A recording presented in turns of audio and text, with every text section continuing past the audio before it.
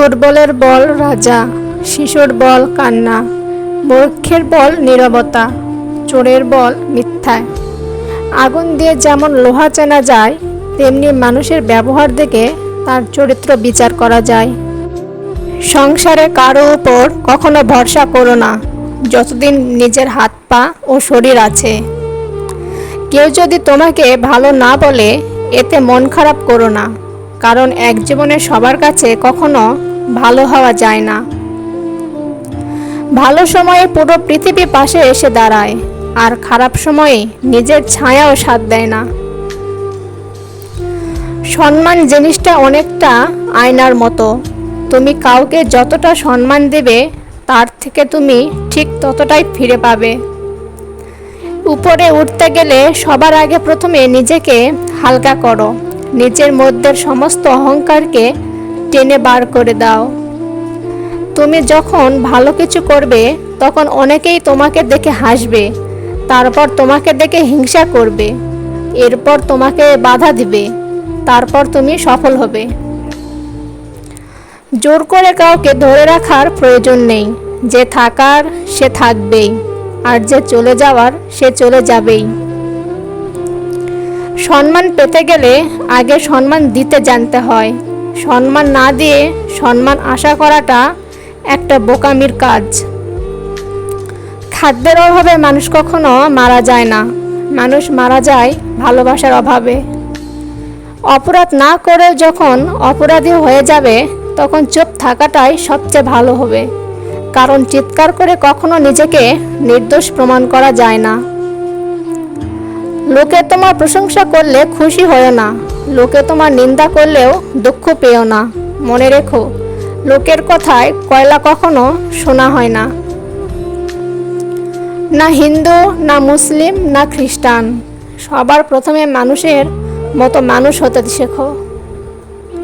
মুরগির ডিম ফুটে বাচ্চা হলেই মুরগি হয়, কিন্তু মানুষের পেট থেকে বাচ্চা হলেই মানুষ হয় না, তাকে মানুষ করতে হয়। প্রয়োজনের চেয়ে অতিরিক্ত যা কিছু সবই বিষ। ক্ষমতা, সম্পদ, লোভ, প্রশংসা, অহংকার, ভালোবাসা, খিদে, নিন্দা, সব কিছুই হতে পারে। আমরা নিজেদের ভুলের পক্ষে খুব ভালো আইনজীবী, আর অন্যের ভুলের বিপরীতে খুব ভালো বিচারক। তুমি যত মূল্যবান হবে, তত বেশি তুমি সমালোচনার পাত্র হবে। একজন অসৎ বন্ধুর চেয়ে একজন বিষধর সাপ অনেক ভালো, কারণ সাপটি আপনাকে একবার দংশন করবে, কিন্তু সেই অসৎ বন্ধু আপনাকে বারবার দংশন করতে থাকবে। জীবনের 6টি নীতি। 1. প্রার্থনা করার আগে বিশ্বাস করো। 2. কথা বলার আগে শোনো। 3. খরচ করার আগে উপার্জন করো। 4. কিছু লেখার আগে চিন্তা করো। 5. হাল ছাড়ার আগে চেষ্টা করো। 6. মরার আগে বাঁচতে শেখো।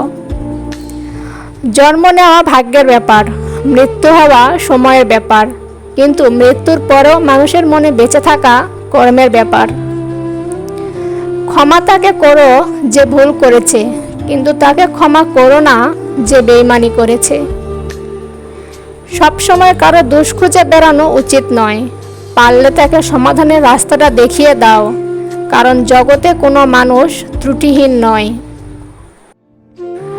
আপনি যদি গরিব হয়ে জন্ম নেন, তাহলে এটা আপনার দোষ নয়, কিন্তু যদি গরিব থেকেই মারা যান, তবে সেটা আপনার দোষ। পরিপূর্ণ তৃপ্তি নিয়ে কুরে করে থাকাও ভালো, অতৃপ্তি নিয়ে অট্টালিকায় থাকার কোনো সার্থকতা নেই। কোনো পাপকে ক্ষুদ্র মনে করো না, কারণ ক্ষুদ্র ক্ষুদ্র পাপই জমা হতে হতে মূর্খ পাপের ভাণ্ডার পূর্ণ করে ফেলে। চরিত্রের কারণেই অনেক সম্মানিত ব্যক্তি হারিয়েছেন তার সম্মান, আবার অনেক নগণ্য ব্যক্তি কুড়িয়েছে বিরাট সম্মান। তাই সর্বদা চরিত্র ঠিক রাখুন।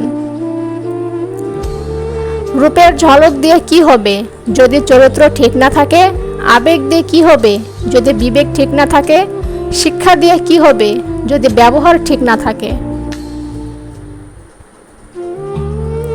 জীবনের একটি মুহূর্ত যদি বৃথা ব্যয় হয় তবে সেটিকে কোটি কোটি স্বর্ণমুদ্রার বিনিময়েও ফিরিয়ে পাওয়া যায় না। সুতরাং বৃথা সময় নষ্ট করার চেয়ে বেশি ক্ষতি আর কিছুতেই পারে না। প্রকৃত সুখ তখনই পাওয়া যায় যখন তোমার কাজ নিজের ও অন্যের উপকারে আসে। কাউকে নিয়ে সমালোচনা করা যতটা সহজ, তার জায়গায় দাঁড়িয়ে তার পরিস্থিতি বোঝা ঠিক ততটাই কঠিন। আইন মাকড়সার জালের মতো ক্ষুদ্র, কেউ পড়লে আটকে যায় আর বড়রা ছিঁড়ে বেরিয়ে আসে। জ্ঞানীরা আগে চিন্তা করে তারপর কথা বলে, নির্বোধরা আগে কথা বলে তারপর চিন্তা করে। কাউকে সাহায্য করা ভালো, কিন্তু তা কখনো নিজেকে পথে বসিয়ে নয়। অন্ধকার যেমন অন্ধকারকে কখনো তাড়াতে পারে না, কেবল আলোই পারে অন্ধকারকে তাড়াতে, তেমনি ঘৃণা দিয়ে কখনো ঘৃণাকে দূর করা যায় না। ভালোবাসা দিয়েই ঘৃণাকে দূর করা সম্ভব।